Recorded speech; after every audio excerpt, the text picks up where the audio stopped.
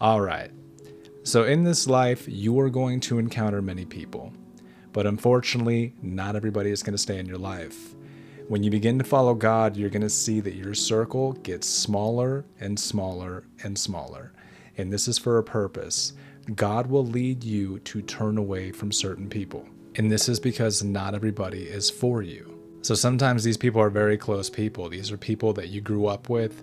These are people that maybe at one point was your best friend. This could even mean family members.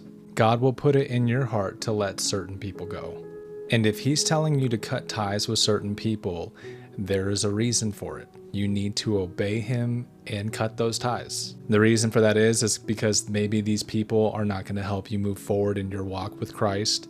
Maybe these people were only meant for a season, or maybe these people were never actually your friends, your family, whatever the case. They were actually the enemy working through them to get to you. So here are 5 scriptures that you should consider when God is putting it in your heart to remove someone.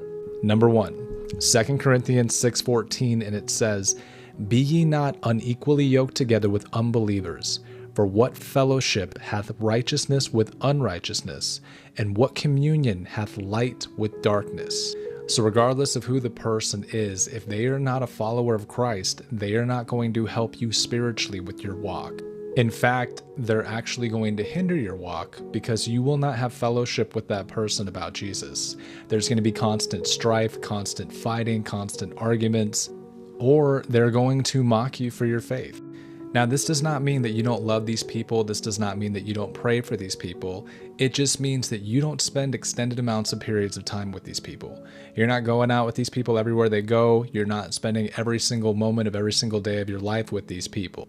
Remember that Jesus ate with the sinners and he talked with them, but the only people that he spent close time with and traveled with were the apostles. Let's not get into Judas. That's for a completely different purpose. And yes, we are all found as sinners. We all fall short of the glory of God. But there are people that are choosing deliberately to obey and follow Christ, and there are those who are choosing deliberately to rebel against him. Remember who Jesus said his real family were when he said, "Who is my mother? Who is my brother? They that do the will of my Father." That is your family. Number 2, Proverbs 1:10. "My son, if sinners entice thee, consent thou not." So if there are people in your life that are enticing you to sin, hey, let's go get drunk. Hey, let's go to the club. Hey, let's go get high. Those people are not from God. God will never put people in your life that are going to entice you to disobey him or sin against him. This is also for men and women. If you're in a relationship and that person is leading you into sexual sin, that is a clear red flag. That is not from God. God will not put people in your life to sexually lead you into sin. And as much as you think that you can save that person, that is not your job. Our job is merely to plant and to water seeds. God is the one that does the saving. So if someone is leading you or enticing you into sin, consent thou not, turn away from those people. Number 3, Galatians 5:9, and it says, "A little leaven leaveneth the whole lump." So what does that mean?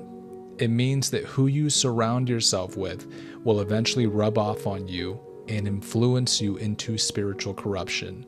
And it just takes a little bit of influence. And eventually that little bit of influence will leaven the entire lump until you are fully influenced into the wrong things. And it will manifest into worse and worse things. So if there are people that are bringing negative influences into your life, God will tell you to turn away from these people. Okay, number 4, 1 Corinthians 15:33, and it says, "Be not deceived. Evil communications corrupt good manners."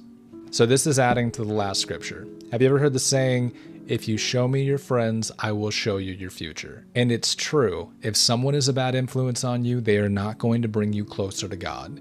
So if you are around people with evil communications, gossip, slander, cussing, worldly topics, if that's all that they talk about, God will tell you to turn away from those people, because eventually the evil communications that you allow into your life will corrupt you and it will affect you.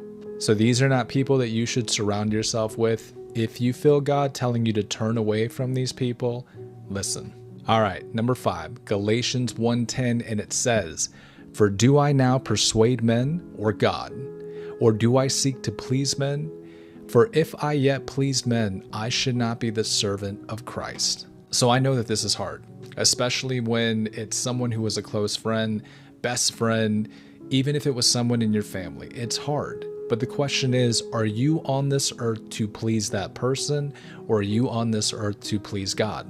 God knows better than we do about what we need, and He knows why He is removing that person from your life. He loves you and He wants to protect you, and He knows the motives of everybody's hearts around you. So this scripture reminds us that you cannot be a people pleaser, because if you're a people pleaser, you cannot be the servant of God. You are always going to worry about what other people think, how other people feel, and their feelings are going to affect whether or not you choose to listen to God or not. So even though it hurts sometimes, it's just better that you let them go. It's nothing personal. Serving God is more important than serving man. Remember that obedience is better than sacrifice. And if that person gets upset, let them get upset. It's okay. You do not control how people feel about you. You do not control what people think about you. You do not control anybody's emotions. That's something that they have to deal with. And if it bothers them that you are choosing to serve God over them, then that's something that they need to take up with God. Remember that the enemy will always use people closest to you to bring you down, and he'll use them to manipulate you, to make you feel bad, to guilt trip you. You have to be able to set healthy boundaries and say no, and be careful about who you allow into your life. If they respect you, if they love you, if they care about you, then they will respect your boundaries. They will respect the fact that you want to honor God and serve God. So again, set healthy boundaries and listen to God when He tells you to turn away from someone. All right, so just an honorable mention scripture. It is going to be 2 Timothy 3:1-5. I want you to go read it, 2 Timothy 3:1-5. I really hope that this helps somebody. God bless you all. Thank you so much for listening. I will continue to make more videos as I'm led. Take care.